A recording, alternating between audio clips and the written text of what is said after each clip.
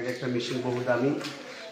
আমাদের মেশিনগুলা বাঁচানোর চেষ্টা করছি আমরা, কিন্তু পারি নাই, যেহেতু মাদ্রাসা বন্ধ ছিল। এই যে আমরা চাউল রাখছিলাম এখানে, এই যে চাউলগুলো দেখতেছেন আপনারা, যে আমরা চেষ্টা করছি কিন্তু বাঁচাইতে পারি নাই। এত পানি হবে আমরা কখনো কল্পনাও করি নাই। যে দেখেন আপনারা, এই যে টিন সিটটা মাদ্রাসার বিশাল একটা সম্পদ, যা পানির স্রোতের সাথে একদম বাইসে গেছে, নষ্ট হয়ে গেছে। আপনারা দেখতে পাচ্ছেন, আমরা ভিতরেও ঢুকতে পারতেছি না। এই যে রাস্তাঘাট, এই যে গাছগুলো, পুরো বাগানটাই ধ্বংস হয়ে গেছে বিষাক্ত পানির কারণে। পানিগুলো অনেকই বিষাক্ত পানি। যে দেখেন আপনারা, পুরো বাগানটা, পুরো গাছ সব। এই যে দেখেন আমাদের ঘরগুলোর অবস্থা দেখেন। যে আপনাদেরকে দেখাইতেছি সামনে আরও, যে ঘরের ভিতরে পরিস্থিতি।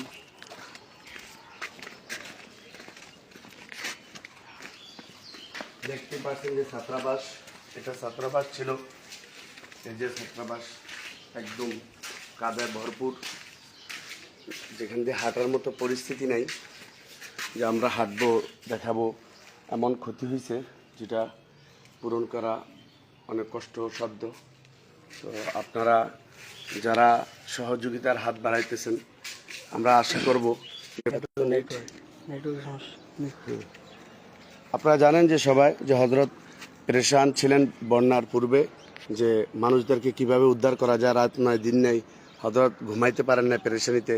আমাদেরকে রাত দিন 24 ঘন্টা মানুষদেরকে উদ্ধারের কাজে নিয়োজিত রেখেছিলেন। আমরা আলহামদুলিল্লাহ হযরতের মাথা হাতে থেকে কাজ করেছি। কিন্তু বন্যা শেষ, আবার পুনরায় সবাই ঘরে ফিরে যাবে, কিন্তু তাদের বাড়ি ঘরগুলা আপনারা জানেন যে বন্যার কারণে সবগুলাই মোটামুটি ধ্বংস হয়ে গেছে একদম।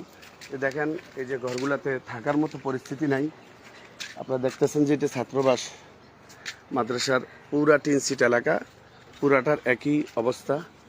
দুটাকে ক্যান্টিন আছে, আমাদের ক্যান্টিনগুলার সামানা এবং এটা সামানা সবগুলোই স্রোতের মাধ্যমে বাহিরে। আমরা চেষ্টা করছি যতটুকু বাঁচাবার, যেহেতু মাদ্রাসা বন্ধ ছিল, ছাত্র ছিল না, কিছু সংখ্যক ছাত্র ছিল, 1-150। চেষ্টা করছিল সাথী ভাইরা, কিন্তু পানির স্রোতের কারণে কুলাইতে পারে নাই। কারণ বিকাল 3টা থেকে 8টার ভিতরেই ভরপুর পানি হয়ে গেছে। তো এই জন্য আপনারা দেখেন যে পুরো মাদ্রাসার পরিস্থিতি এখনো পর্যন্ত। এই যে ঘরগুলোতে পানি আছে, এই যে দেখেন এই ঘরটার পরিস্থিতি, যে স্রোতের কারণে ঘরগুলা, টিনগুলা খুলে নিয়ে গেছে।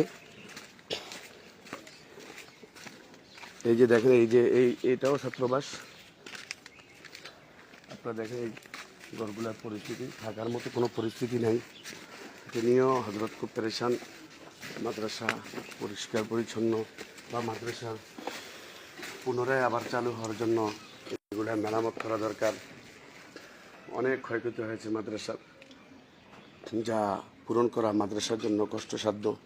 আমরা যারা সহযোগিতার হাত বাড়াইতে চাই, আমরা চেষ্টা করব যে সহযোগিতার হাত বাড়িয়ে প্রতিষ্ঠানটাকে আবার সুন্দর করে গড়ে তোলার। আপনারা দেখতেছেন যে আমাদের পরিস্থিতিটা।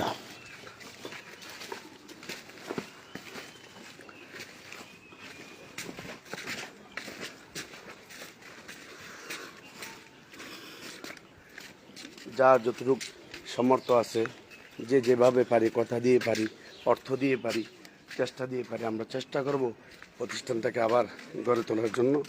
এটা আপনাদেরই প্রতিষ্ঠান, আমাদেরই প্রতিষ্ঠান। আবার আগের মতো যেন সুন্দরভাবে প্রতিষ্ঠানটাকে সাজানো যায়, এই জন্য সবার সহযোগিতা এবং দোয়া কামনা করতেছি। সবাই দোয়া করবেন ইনশাআল্লাহ।